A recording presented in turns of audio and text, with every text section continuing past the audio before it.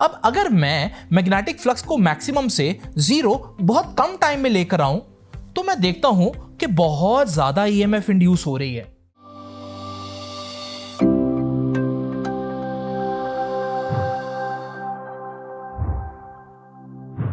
जब मैं इस बल्ब को इस बैटरी से कनेक्ट करता हूं तो इसमें करंट फ्लो करना शुरू कर देता है, यानी चार्जेस इस बल्ब में से फ्लो कर रहे हैं।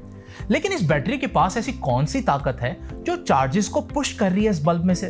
उस ताकत को हम कहते हैं ईएमएफ या इलेक्ट्रोमोटिव फोर्स। और इस बैटरी की ईएमएफ को हम मेजर कर सकते हैं यूजिंग दिस वोल्ट मीटर।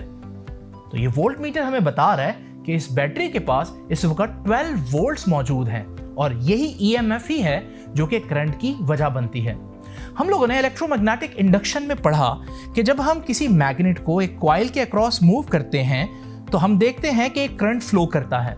लेकिन अभी मैंने आप लोगों को बताया कि करंट तो तभी बनेगा जब ईएमएफ मौजूद होगी।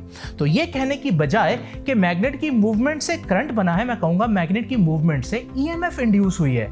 और इस इंड्यूस्ड ईएमएफ को हम सिंबल देते हैं एप्सिलॉन का। और आज हम यही देखेंगे कि ये इंड्यूस्ड ईएमएफ किन फैक्टर्स पर डिपेंड करती है। इस वक्त ये मैग्नेट कॉइल के बहुत करीब है और बहुत सी मैग्नेटिक फील्ड लाइंस इस कॉइल में से पास कर रही है, मतलब फ्लक्स मैक्सिमम है। लेकिन अगर मैं इसे दूर ले जाऊं तो अब कोई भी मैग्नेटिक फील्ड लाइन कॉइल में से पास नहीं कर रही, मतलब इस पॉइंट पर फ्लक्स जीरो है। अब अगर मैं मैग्नेटिक फ्लक्स को मैक्सिमम से जीरो बहुत कम टाइम में लेकर आऊं तो मैं देखता हूं कि बहुत ज्यादा ईएमएफ इंड्यूस हो रही है।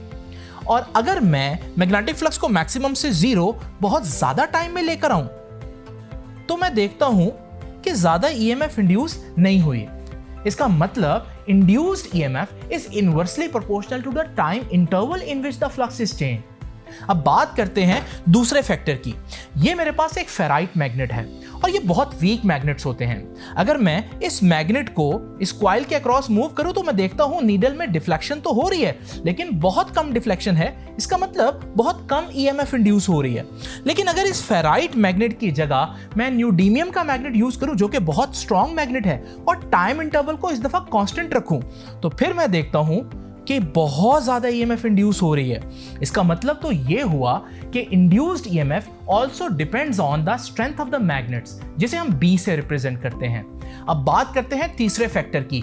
अगर मैं टाइम इंटरवल को भी कांस्टेंट रखूं और नेचर ऑफ द मैग्नेट को भी कांस्टेंट रखूं और सिर्फ इस मैग्नेट को इसके एक्सिस पर रोटेट करूं तो मैं देखता हूं जैसे जैसे एंगल चेंज हो रहा है वैसे वैसे ईएमएफ इंड्यूस हो रही है।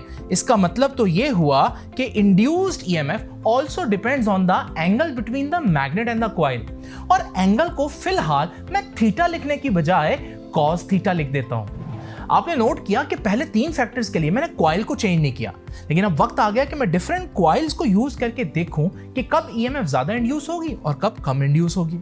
हम देख रहे हैं कि इस कॉइल में कॉपर की नंबर ऑफ टर्न्स कम है, लिहाजा जब मैं मैग्नेट को इसके अक्रॉस मूव करता हूं तो बहुत ज्यादा ईएमएफ इंड्यूस नहीं होता।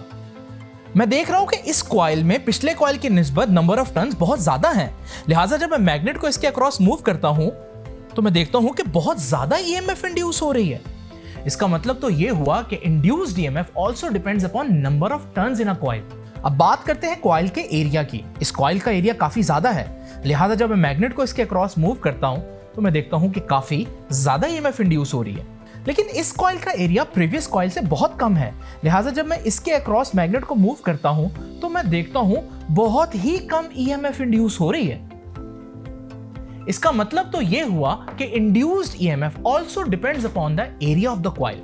अब ये जो 5 फैक्टर्स हम लोगों ने पढ़े हैं, अगर मैं इनको तरतीब से एक ही इक्वेशन में लिख दूं तो मेरे पास ये रिजल्ट आता है।